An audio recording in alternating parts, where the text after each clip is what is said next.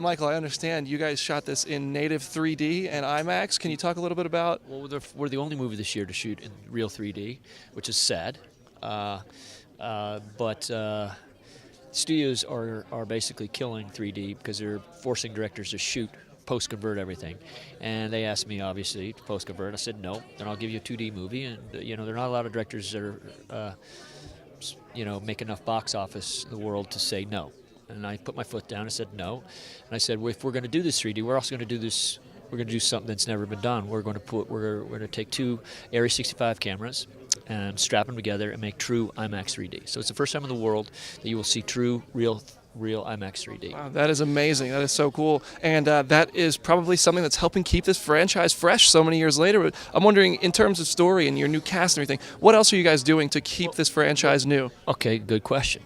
Comicbook.com was very smart, because I was going to walk away from this franchise. And I proposed to Paramount, I said, listen, every time we do one of these, we have to roll the rock back up the hill. We need a real writer's room. So we've got 14 great writers. We put them through Transformer School. We locked them in a room for about a month at Paramount with 10,000 images from the franchise, surrounded by props, a life-size thing of Bumblebee. It just stared them in the face. They came up with a complete Bible from the beginning of time to way deep into history. They came up with great stories.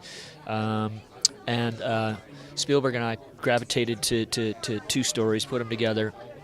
The guy who wrote Black Hawk Down is a writer of this, as well as the 2 guys who wrote First Iron Man. Wow. And it feels very fresh. We just had a super fan event at IMAX where I surprised them with some footage. Listen, I'm not giving a giveaway at the store, but I tease them with stuff. And it, they're hard to please, and they liked it. So that's awesome. So what is the journey like this time? It seems like we have global warfare on the biggest scale we'll ever have in a Transformers movie, at least so far. What would you say the journey is, especially for Cade and other characters this time around? There's a nice message in this movie that we all have one moment in life where we can do something, where you could be a hero. And everyone does have that one moment in life where you can make a difference in life. And that's kind of, I'm touched by that. That's why I can't even go on. Sounds like the beginning of an Eminem song there. One shot, one opportunity. So we have so many new cast members. Can you explain some of the choices this time around? And even, I don't know which new robots you can talk about, but I know we're going to meet some new faces on that side too. Yeah, you've got Hot Rod, who's fun. You've got Cogman, who's he's a psychopath. He's about this tall. We have Little Squeaks, but we have Nitro Zeus. I named my little puppy after Nitro Zeus, by the way. That's awesome. It turns into a 250-pound mastiff. So he's the dog or the robot? The dog. Yeah. He's a puppy now, but he's going to be about 250. Very cool. What was the question again? What were some of the choices in these new characters and the new cast members? They were the only ones available. Oh, fair enough. No.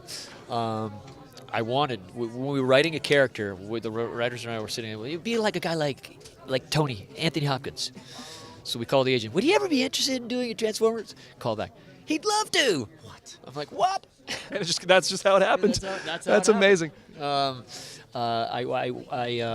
wanted a young kick-ass girl, and I wanted a 14-year-old. And Hollywood, I was close to picking someone in Hollywood who was 15, 16, 16, bullshitting as a 14-year-old. And I'm like, I want a real 14-year-old. And because that was the age the character played. Yeah. Okay? And the last day before I was going to make the final decision, a tape comes from Cleveland, from Isabella Moner, self-tape. She put herself on tape. And I'm like, she was the one. Wow. And she's had one acting lesson. She's fantastic. She's the real deal. And now she's in Transformers. That's amazing. Yeah. You mentioned you guys did a Bible from the beginning of time. Would you ever consider a prequel to everything and maybe where everybody came from, stuff like that? I know it's been touched on in this universe already. Listen, now you're getting into heady stuff now. This is like... Right. Look, your cameraman's getting bored, I could tell. You got George Clooney standing over there. He wants to talk to you, so... My last question for you. One last question. What are we going to have to do to get you to do a superhero film?